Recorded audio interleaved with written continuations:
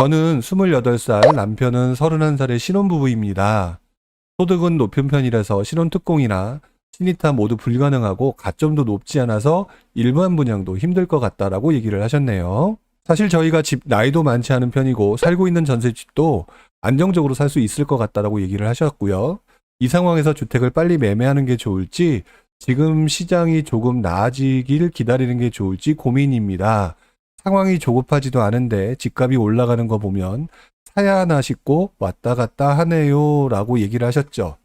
이게 아마 모든 젊은 분들이 갖고 있는 공통적인 패턴인 것 같아요. 자, 그런데 저는 여기서 한 가지를 좀 짚어내려고 합니다. 자, 무슨 말이냐면은요. 안수영님께서는 지금 제가 볼 때는 완벽한 투자를 원하시는 것 같다라는 생각이 들어요. 무슨 말이냐면 그렇게 급하지도 않은데 그리고 나름대로 안정적으로 살 수 있는데 라고 표현을 하셨죠. 자, 그러면 이제 현재 상황에서 맞는 거고요. 근데 지금 상황이 조급하지도 않은데 집값 올라가는 것 때문에 사야 하나 싶고 왔다 갔다 한다라고 말씀을 하셨죠.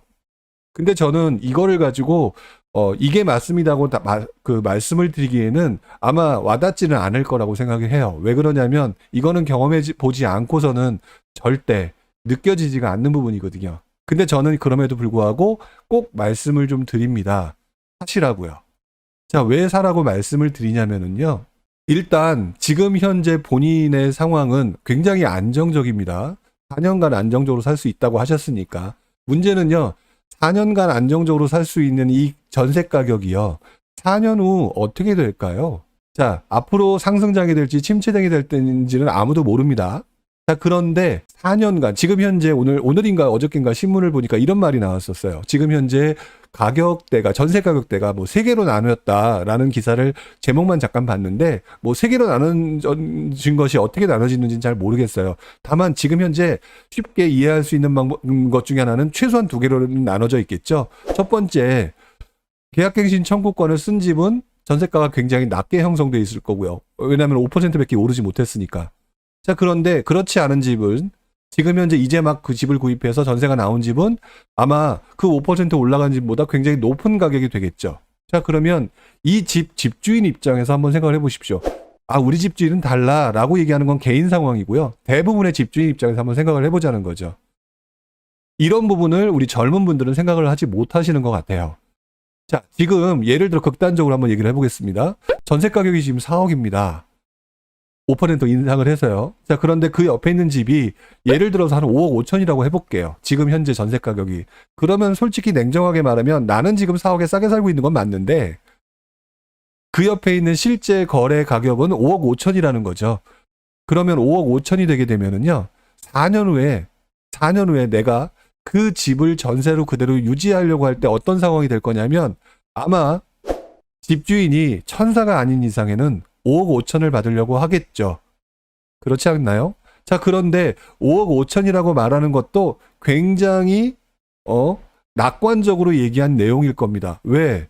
지금 현재 5억 5천원을 주게 되면은요. 그 사이에 분명히 물건들이 나오겠죠? 물건들이 나오면은 앞으로 새로 나오는 물건들이 앞으로 그 이후 4년간 또다시 5% 이상 올라가는 거를 감안해서 전세 가격을 올릴까요? 낮출까요? 당연히 올리게 될 겁니다. 그러면 지금 현재 5억 5천이라고 하는 가격은요. 그때는 6억이 될지 7억이 될지는 아무도 몰라요.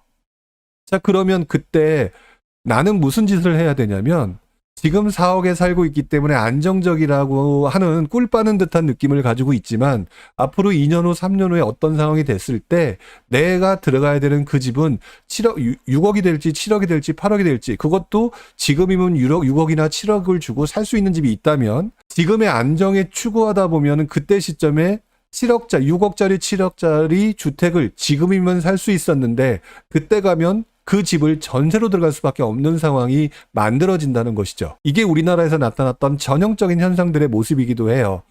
물론 여기다 많은 분들이 또 고민을 하는데요. 이렇게 지금 제가 말씀드렸던 부분을 고민하는 게 아니라 다른 부분을 고민합니다. 떨어지면 어떡하죠? 근데 바보 같은 질문이라고 제가 여러 번 말씀을 드렸던 것 같아요. 자, 왜 그러냐면 금방 말씀드렸던 것처럼 집값은요. 전세 가격이 받쳐주기 때문에 그렇게 쉽게 떨어지는 게 아니에요. 너무 많이 올랐다 싶을 때 떨어지는 거지 그다지 오르지 못했을 땐 떨어지기보다는 밑에 전세 가격에 받쳐주는 경우가 있는데, 침체장 같은 경우가 온다 하더라도 집값이 떨어지고 싶어도 밑에 전세가가 받쳐주고 전세 가격은 올라가게 되어 있습니다. 지금 더더구나 임대차 3법 때문에 전세가가 올라갈 수밖에 없는 상황이죠. 자, 그리고 만약 침체장이 오게 되면은요, 건설사가 집을 짓질 않아요. 여러분들 집도 안 사요. 그러면 나오는 매물도 없어요. 임대차 3법 때문에 계속 가격을 올려야 되는데 다시 물건은 줄어드니 전세 가격은 더 뛰겠죠. 여러분들이 집주인이라면 이왕이면 전세가로 조금 한몫 보겠다는 아니더라도 최소한 수준으로 더 올려야 되겠다는 생각을 하게 되지 않을까요? 이렇게 다양한 사람들이 주체적으로 생각들이 다 다르다는 거죠. 자, 그러면 본인은 어떤 상황이 되느냐? 좀 죄송합니다. 표현 자체가 들리기에 따라서는 조금 나쁘게 표현된 것처럼 들릴 수 있는데, 상황 자체가 바보 같은 상황이 된다는 거죠. 지금 구입할 수 있는 가격대를 가지고 그때 전세 가격으로 유지가 될 수 있는 소지, 전세 가격을 내가 하고 오히려 그 이후에는 매매 가격이 전세 가격이 밀리면 올라가죠. 그럼 매매 가격은 다시 올라가게 돼 있어요. 그러면 단기적으로는 침체장이 설사 온다 하더라도 잠시 주춤하는 것일 뿐. 그리고 내가 또 구입했지만 구입 만약 하게 되면은 구입을 하고 난 다음에 잠시 가격이 떨어지면 아예 속상해라고 하더라도 시간이 지나면 인플레이션에 따라서 오르게 되어 있는 게 우리나라 그동안의 모습이잖아요. 그러면 어느 게 본인한테 맞는 포지션이냐라고 제가 질문을 던지는 겁니다.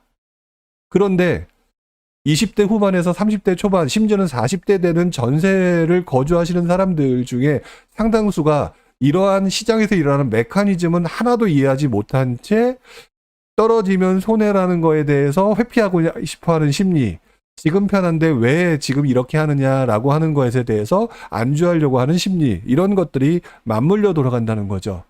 제가 장담하건대 앞으로 한 4, 5년 지나게 되면 신혼부부들은 내가 그때 왜 이렇게 했을까를 거의 대부분 후회하시고 한탄을 하시게 되는 경우를 많이 봤어요. 자, 그러니까 이 경우라면 본인이 지금부터 안정적일 때 정말 많은 곳들을 찾아보면서 내가 할 수 있는 정도 수준에서, 어차피 소득이 높기 때문에 충분히 감당하실 수 있는 수준일 겁니다. 오히려 다른 어떤 분들에 비해서는 유리한 상황이시니까 이렇게 접근을 하시면서 매입을 하시는 게 좋다. 그리고 설사 떨어진다 하더라도 이것도 한때뿐이더라 라고 하는 부분을 기억을 하셨으면 좋겠어요. 장기 포지션상 전세 포지션은 흔히 하는 말로 매매 포지션을 쥐는 사람들에 비해서 바보 같은 포지션을 쥐고 있는 거와 같더라라고 하는 게 제가 그동안 봤던 여러분들의 모습이기도 합니다. 자, 그래서 안수영님께서는 꼭 이 부분을 기억을 해주셨으면 좋겠다라는 말씀을 좀 드리고 싶어요.